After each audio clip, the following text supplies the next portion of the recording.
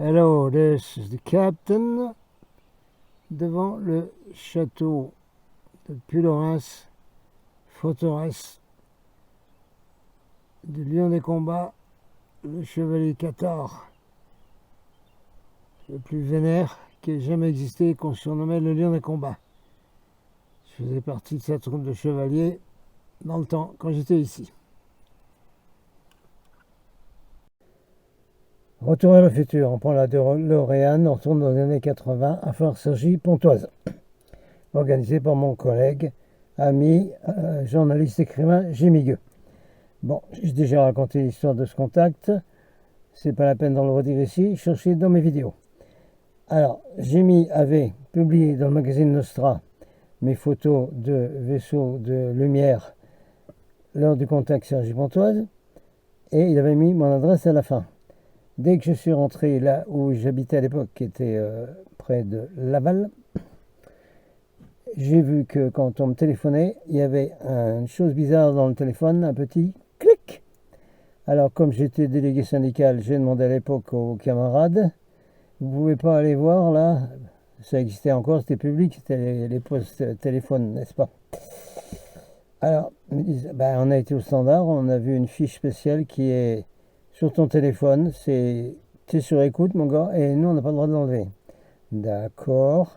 J'ai reçu un coup de téléphone presque aussitôt, qui dure une demi-heure, d'un type qui visiblement était dans un bureau spécial, parlait en français, et qui me posait des tas de questions sur le contexte Cergy-Pontoise. Ben, je lui ai fait un écran de fumée en racontant rien du tout. Donc j'ai compris que j'étais sous surveillance immédiate, tout de suite, dès les années 80. Next. Donc à l'époque, comme j'étais connecté, que je travaillais avec Jimmy Gueux, qui faisait des grandes conférences, on a eu une très grande conférence à la Sainte-Victoire à Aix-en-Provence. Et là, on a rencontré d'autres contactés, dont un certain type qui venait d'Alsace. Ok. On va donner le nom. Marc Schulz. Notez bien ce nom. Alors après, je suis allé voir ce type en Alsace. Jimmy Gueux est venu également le voir. A vu que devant sa maison, il était garde forestier, avait une grande, disons, une espèce de monument avec tous les lieux-dits. Et tout en haut, il y avait le nom de ma famille, la croix sur Meuly. Et on a appris que c'était un de mes ancêtres qui avait été sauvé par un projecteur venu du ciel dans une tempête de neige dans les années 1920. Ce qui avait très étonné Jimmy Gueux. Bon. Donc ce monsieur Schulz, on l'a connu, et puis après il a voulu voir les contacts de Daniel Leclerc à Massiat, les fameux portraits. D'accord? Alors, est-il venu chez Massiat? Je ne me rappelle plus.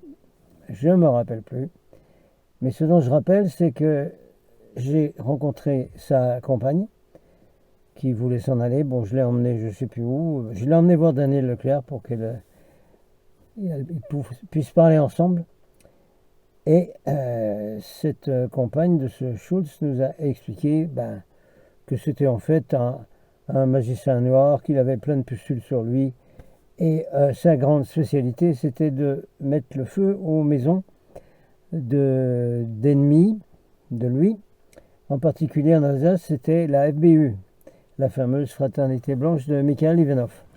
Donc plusieurs maisons des délégués de Mikhail Ivanov en Alsace ont pris feu tout d'un coup grâce au protocole de ce monsieur en question. Également, ils ont eu des accidents. Donc ce genre de type cause des feux et des accidents, entre autres choses. Oh, mais ça ne s'arrête pas là. Un beau jour, puisqu'il avait su où était Amasya, où étaient ses tableaux, etc. C'était à Beauvais. Un beau jour, Amasya, Daniel Leclerc, va avec son compagnon radiesthésiste chercher des amis à l'aéroport. Pendant ce temps-là, le feu prend chez elle. Comme ça, sans aucune raison. Quand il rentre, Amasya trouve une suie épouvantable dans toute sa maison, partout étaient accrochés les tableaux originaux, comme des tableaux de maître, d'accord? Et elle a vu qu'un tableau avait été immédiablement abîmé, plein de suie, c'était le tableau de l'archange Castiel. Donc nous avons encore ici une preuve de ce que font ces genres de types qui sont en fait les magiciens noirs, hein. Revoyez s'il vous plaît dans le livre J'ai vécu sur deux planètes de Philos, comment les magiciens blancs sont toujours en lutte contre les magiciens noirs. Voilà, ça vous fera du bien votre formation, surtout ceux qui sont bisounours, les galactiques vous venez de sauver, où il n'y a plus de reptiliens, etc. Mais oui, bien voyons, c'est pour votre information ça. Regardez tout ça. Bon, on va assez vite avec notre voiture DeLorean. Ce serait bien d'en avoir une, parce que celle que j'ai là, l'Audi, je ne l'ai pas eu pendant un mois. Il y a eu des réparations qui sont montées à 1280 €, heureusement, avec un petit mécano. Sinon, c'était de 3-4 000 dans un garage. On passe donc à la situation actuelle. Vous vous rappelez, je vous ai expliqué comment les magiciens noirs, FM, parce que la plupart du temps c'est la même chose, ils sont capables de déclencher des incendies à distance. Donc le 22 novembre 2025, mon appartement prend feu tout d'un coup, avec un câble, une rallonge électrique, qui tout d'un coup, qui avait très bien marché pendant des lustres, qui tout d'un coup explose, met le feu des vêtements, met le feu au matelas en latex. J'ai failli mourir là-dedans puisque j'arrivais pas à le sortir, c'était très lourd, fumée toxique, urgence à l'hôpital de foie, et les fumées toxiques ont asphyxié tous mes chats chéris, hein, il y en avait un bon petit paquet, j'en ai sauvé quelques-uns encore là qui sont avec moi. Voilà, alors l'incendie qui a détruit complètement mon appartement, tous mes biens, absolument tout mon travail, voilà. Bon, alors oui, comment que ça se fait, qu'est-ce que c'est, etc. Alors, je me suis retrouvé comme réfugié, j'ai quitté cette zone qu'un de mes copains de Rond-Point a dit, mais tu sais, la zone où tu étais là-haut, c'est une garnison des Satanas. Ouais, ben, exactement. Donc, je suis revenu dans un département à côté où tout allait très bien. Tout allait très bien, parfait, très bien. Sauf que là, est intervenu un autre FM, un autre franc-mac. Je fais partie d'une famille de francs-mac qui, au Québec, pour pas nommer l'endroit d'où ça vient, cette famille, ont déclenché à distance une fois le suicide de quelqu'un, voilà, dont ils voulaient se débarrasser. Bon, alors à ce moment-là, voici que ma famille, c'est-à-dire ma fille et mes petites filles, et son copain, décident de venir en vacances chez moi. Là, ça s'est passé il n'y a pas longtemps. À partir du moment où la discussion a été ouverte, qu'ils allaient venir en vacances, tout ce qui se passait très bien dans le département où j'étais arrivé, tout s'ouvrait, toutes les portes s'ouvraient partout. Mon assistante sociale était géniale, super. Tout d'un coup, on me propose un super appartement d'un T3 avec du terrain, formidable. Et puis tout d'un coup, décision de la commission, ah ben non, on vous refuse ça, monsieur. Et puis on n'est pas prévenu, pendant un mois, il n'y a plus rien. Maintenant, on est dans une situation absolument épouvantable, sans logement, sans rien du tout. Hein. Je vais être obligé de quitter le camping où je suis, parce qu'il y a des tarifs épouvantables maintenant qui vont passer à 400 € par mois. Je vais me retrouver dehors avec mes chats survivants. On ne sait pas où aller. Bon. Alors, ça n'a pas fini. Hein. Pendant cette période où, donc, était annoncée la visite de ma fille, mes petites filles, dont le père est ce franc-mac du Québec, et qui fait des choses aussi à distance, un dealer en plus, parfait, et qui est connecté avec une loge qui se trouve dans la capitale du cinéma de la Côte d'Azur. Ça va, tout le monde voit où c'est? Alors, extrêmement bizarre, à ce moment-là, un câble électrique qui reliait un petit ordi portable. J'ai eu de la chance, là j'étais éveillé, hein, parce que l'autre fois ça passait quand je dormais. Là j'étais éveillé, puis tout d'un coup je vois une explosion dans le câble, qui avait toujours marché parfaitement bien pendant des années, hein, il explose le câble, des étincelles sortent, il n'y a pas de tempête, rien du tout, pas de surtension. Et pouf, commence à mettre feu aussi à des vêtements, puis au matelas, pareil. Bon, j'ai réussi à enlever la prise en vitesse. J'ai bien examiné ce câble, il était absolument en bon état. Il n'y avait aucune trace de morsure de chat. Parce que des fois, on peut dire, oui, mais les chats, ils mordent les câbles. Oui, là, non, mais les chats ne mordent pas de câbles. C'est seulement quand ils sont tout petits, c'est pas le cas. Donc, ça fait quand même une coïncidence un peu beaucoup que le bungalow où je m'étais réfugié se met aussi à prendre feu tout d'un coup comme ça. Hein, ça va, vous continuez à suivre un peu le film là? Il y a un lien dans tout ce que je vous raconte là. On passe maintenant avec la DeLorean dans les années 90, à l'époque des grands congrès où je parlais au niveau international avec des cosmonautes américains, russes, des gens de l'Air Force, des amis, des capitaines, des anciens CIA, etc., grands scientifiques, etc. Alors, à cette époque-là, j'avais organisé un voyage à Hawaï et j'avais quelqu'un de Paris qui était dans le voyage, qui un beau jour me dit, écoute, il faut que je te dise quand même, parce que moi j'habite à Paris, dans un grand immeuble, et au-dessus de moi, il y a un appartement qui est vide, qui est utilisé par les francs-macs. Tous les mercredis, ils se réunissent là-dedans. Et au sol, il y a dessiné tous leurs symboles, hein, leur pentacle à l'envers, tout le truc.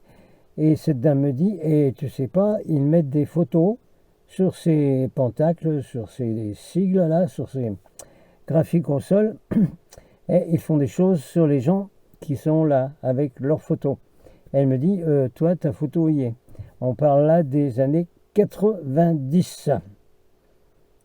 Ça va, on commence à suivre un petit peu ce qui se passe dans les loges, ce qu'ils font contre les gens comme nous, le ciblage personnalisé, qui commençait déjà comme ça, qui continue, et qui, bon, si c'est amélioré avec tout le ciblage électromagnétique, vous avez qu'à regarder toutes les vidéos dont j'ai déjà parlé. Voilà.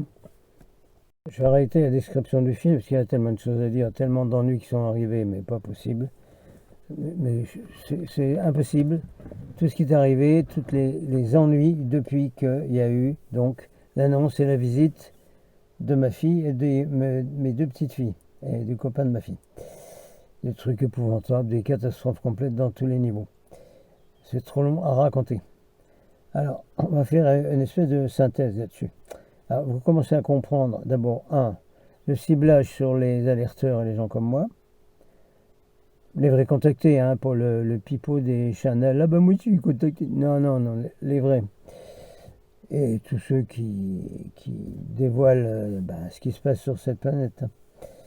Alors, la synthèse, c'est que, disons, les satanas, ceux qui sont de l'ombre, attaquent souvent en utilisant des gens de votre environnement, de vos relations, vos amis, votre famille, là où vous allez, hein, par exemple, pour les petites filles, on est allé louer une voiture, Carrefour Market pour pas le nommer, et il y a eu un fou qui a cassé le pare-brise, le rétroviseur.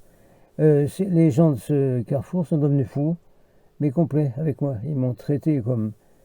Mais devenus fous, des méchants, pas possible. Vous voyez qu'on utilise tout ce qui se trouve dans votre environnement. Hein, ça va jusqu'à votre famille, et ça va aussi avec les compagnes et les compagnons. Tout le monde, s'il vous plaît, allez regarder sur ma chaîne la fameuse vidéo qui est très longue, mais faites-le, qui s'appelle Love Bites. Love Bites. Où les ténèbres vous envoient un compagnon, une compagne, se disant âme sœur, et c'est une véritable catastrophe pour vous liquider complet et vous empêcher de continuer votre mission. Il fallait le dire aussi, celle-là. Bon, je vais arrêter là parce que je vois que vous commencez à vous tortiller sur votre siège. Surtout ceux qui ne comprennent pas. Oui, mais alors pourquoi? Parce qu'on est la lumière et puis tout ça, alors ça ne devrait pas nous arrêter. Bon, écoutez, vous, si vous n'avez rien compris, allez dans d'autres chaînes. Laissez-moi vivre, s'il vous plaît. De toute façon, personne ne vient plus sur ma chaîne. Alors, comme ça, j'ai presque plus personne qui me suit.